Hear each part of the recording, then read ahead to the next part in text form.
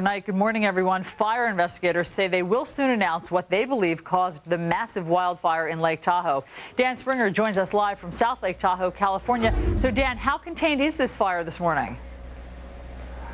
Well, it's hard to say, Allison. We thought that they had made major progress yesterday, then all of a sudden they were setting backfires in an area in a field not far from me, about 300 yards back there. They were setting backfires, and all of a sudden it jumped their line because winds kicked up about 1:45 in the afternoon. All of a sudden, evacuations were ordered for a neighborhood off to my right here, and all hell broke loose yesterday afternoon. There were two firefighters who had to put one of those protective tents over them as the fire rushed over the top of them. Very dramatic yesterday. They're expecting winds to be sustained later on this afternoon in the neighborhood of 35 miles per hour, with wind gusts topping up over 40 miles an hour. That's going to be this afternoon. So this is really the critical day, whether we know if they have a handle on this fire or if they don't.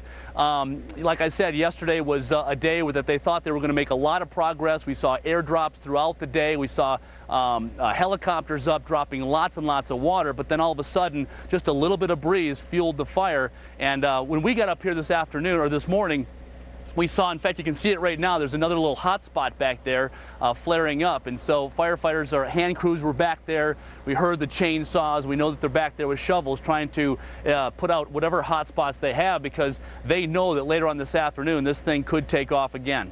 And Dan, yesterday you were telling us that it was basically an aerial assault, but in that neighborhood where you are now, are firefighters on the ground tackling it, and are people still in their homes?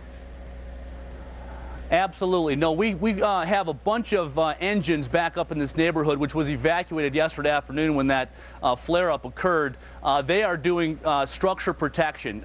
We had over 100 engines on this fire. Some of them were sent home yesterday, a little premature, because we have lots and lots of homes over here that are threatened, and across Highway 89 where we are. This is the demarcation zone. If the fire were to jump this road, it would threaten hundreds of homes here in Lake Tahoe. Oh boy, okay, scary stuff. Dan Springer live for us from South Lake Tahoe. Thank you. Keep us posted. Well, from fire to water, floodwaters strand a fire truck and submerge other vehicles in Fort Worth, Texas. This is just some of the chaos caused by heavy rains in Oklahoma and Texas. A 13-year-old boy drowned in a flooded creek near Dallas, police say. Oklahoma City got more than an inch of rain yesterday, and the downpour is expected to continue today.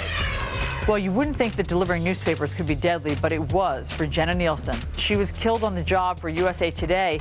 Now the paper's trying to help find her killer with a full-page plea for tips. Nielsen was 8 months pregnant, and she was found dead 2 weeks ago behind a convenience store in Raleigh, North Carolina. Police say they have no suspects, but they are searching for a person of interest. Iran is not one of the happiest places on earth, but now get this, the oil-rich nation is rationing gasoline.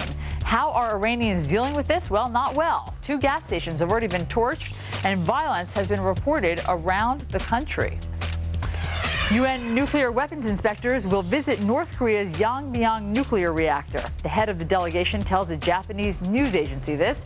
Pyongyang says they'll shut down the reactor, but North Korea isn't rolling over and playing dead. South Korean media reports that their northern neighbor test-launched a short-range missile just this morning.